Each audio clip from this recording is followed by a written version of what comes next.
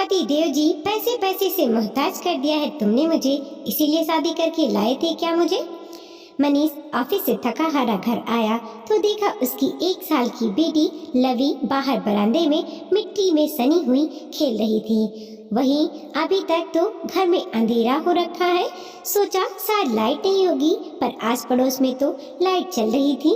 फिर किसी ने अभी तक लाइट चालू क्यों नहीं की है, जबकि घर में अम्मा पत्नी मीनल मौजूद थे।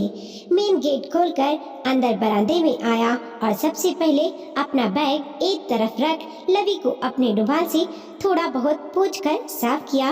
मन ही मन सोचने लगा कि 1 साल की बच्ची अकेली बरामदे में क्या कर रही है, जबकि रोज तो अम्मा इस समय उसके पास होती हैं। कुछ गलत की आशंका हुई तो लवी को गोद में उठाकर अंदर घर में आया और सबसे पहले बरामदे वाला लाइट चलाई। सामने का नजारा देखकर वह बिल्कुल हैरान हो गया। पूरा कमरा बिखरा पड़ा था, यहाँ वहाँ बिस्कुट के टुकड़े गिरे पड़े थे और सोफे के पास ही अम्मा जमीन पर बेसुध पड़ी हुई थी। अम्मा को इस हालत में देखकर उसने मीनल को जोर जोर से आवाज लगाई, मीनल मीनल कहाँ हो तुम, जल्दी आओ, देखो अम्मा को कुछ हो गया है। लेकिन मीनल का कोई जवाब नहीं आया। आखिर लवी को फटाफट जमीन पर बिठाकर अम्मा को उठाने की कोशिश की और सोफे पर लिटा दिया। भागा भागा रसोई में गया और पानी का गिलास ले आया। कुछ छींटे अम्मा के चेहरे पर डाले, तब जाकर अम्मा को थोड़ा बहुत होश आया। जब अम्मा को थोड़ा बहुत होश आया तो मनीष बोला, क्या हुआ अम्मा, मीनल कहाँ है, पड़ोस में गई है क्या या मंदिर गई हुई है? और आपने घर की लाइट क्यों बंद कर रखी थी? लवी अकेले बाहर क्यों खेल रही थी? मनीष एक के बाद एक सवाल पर सवाल किए जा रहा था।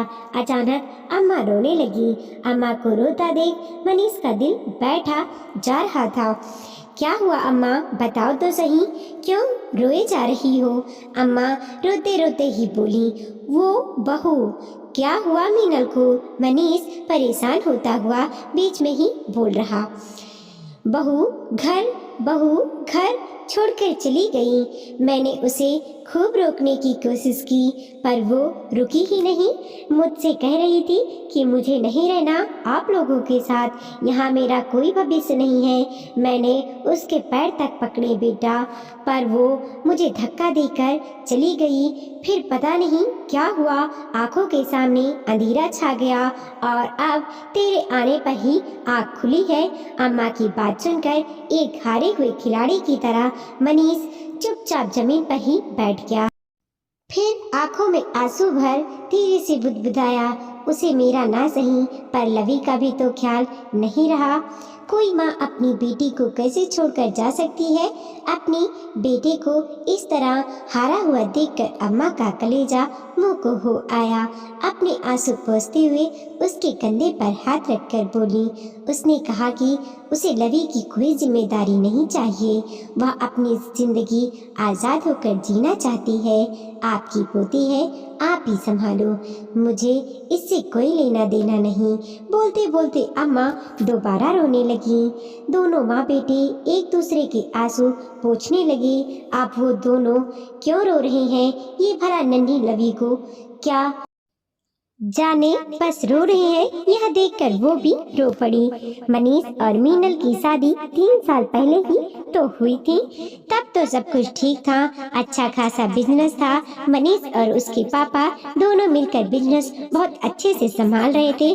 पैसा भी बहुत था, कोई कमी नहीं थी। संपन्नता के बावजूद भी मनीष के मम्मी पापा जमीन से जुड़े हुए थे, काफी सादी जिंदगी जीते थे। मीनल एक मध्यम वर्गीय परिवार से थी। मीनल की शादी मनीष के साथ उसकी बुआ ने करवाई थी। घर में नौकर चाकर काम करते थे, इसीलिए घर में करने के लिए ज्यादा कुछ नहीं होता था। इसीलिए अम्मा जी ने उसे अपनी पढ़ाई पूरी करने के लिए कहा। मीनल ने अपनी पढ़ाई शुरू तो कर दी पर उसका मन पढ़ने में नहीं लगता था। जब घर में सब कुछ था तो फिर भला पढ़ाई करके करना क्या था। कोई नौकरी तो उसे करनी नहीं थी, इसीलिए कॉलेज के नाम से घर से निकल तो जाती, पर क्लास बंक करके कभी कैंटीन में तो कभी मूवी देखने तो कभी शॉपिंग करने अपनी नई सहेलियों के साथ बाहर घूमने निकल जाती। मीनल को भी धीरे धीरे संपन्नता की आदत हो गई थी। आए दिन वो मनीष से पैसे मांगती। पैसों की कोई कमी तो थी नहीं, तो मनीष भी कभी उससे पूछता नहीं। अम्मा मनीष को टोकती, बेटा जिस इंसान ने इतना पैसा नहीं देखा हो वो उसे संभाल नहीं पाएगा। कुछ तो अनुशासन में होना ही चाहिए। वो पैसे मांगती है और तू तो दे देता है, ये तक भी नहीं पूछता कि वो पैसे कहाँ खर्च कर रही है।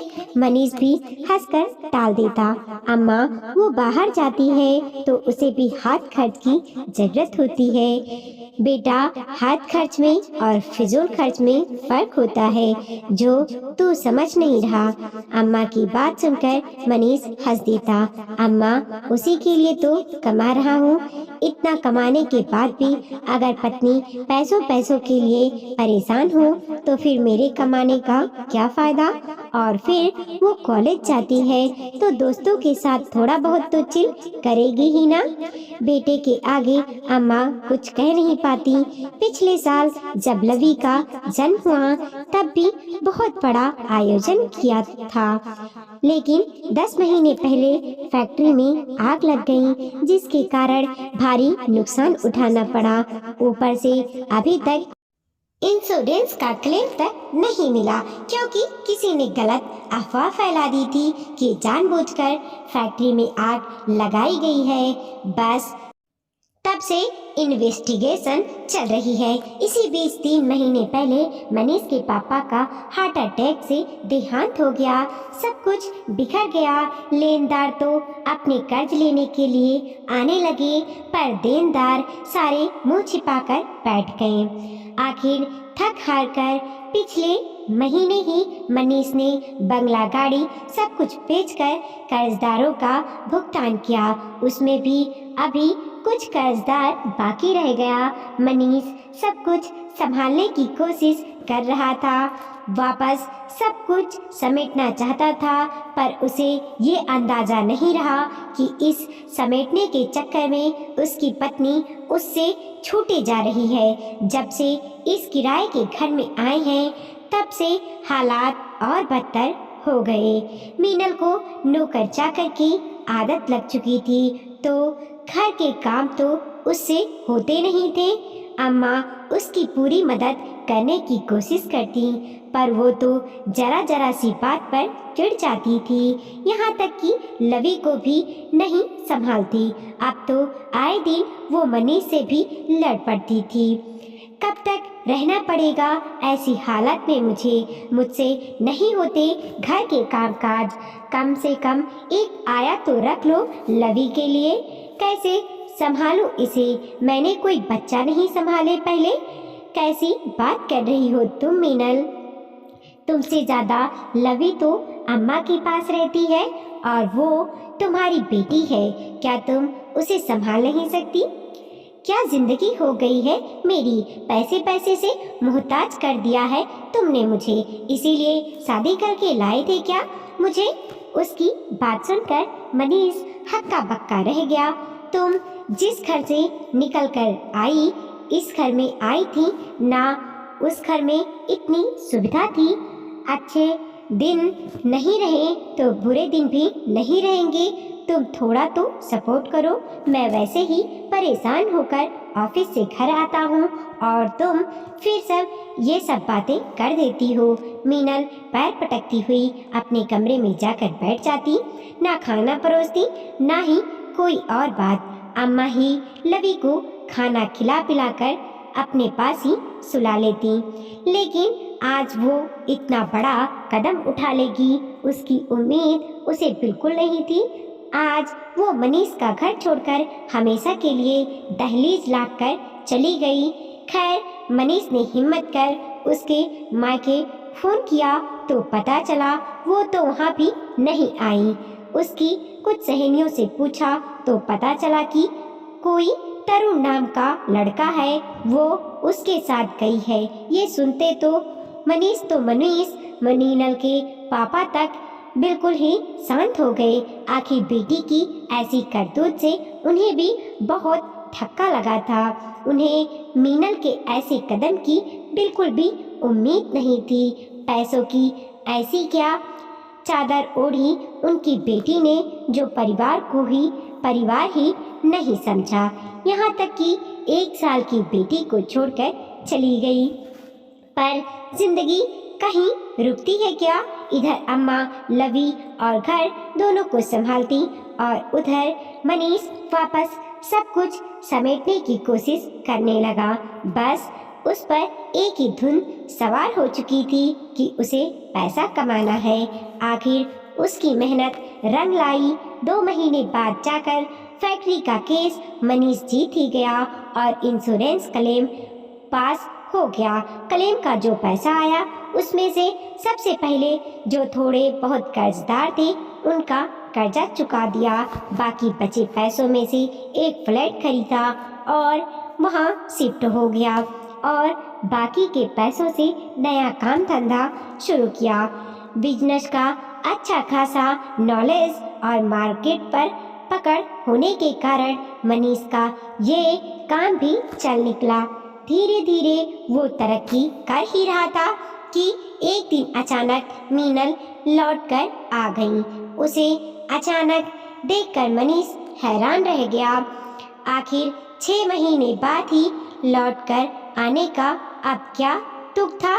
मीनल अब उससे माफी मांगते हुए दोबारा उसकी जिंदगी में अपनी जगह चाहती थी, लेकिन मनीष ने उसे अपनाने से इनकार कर दिया।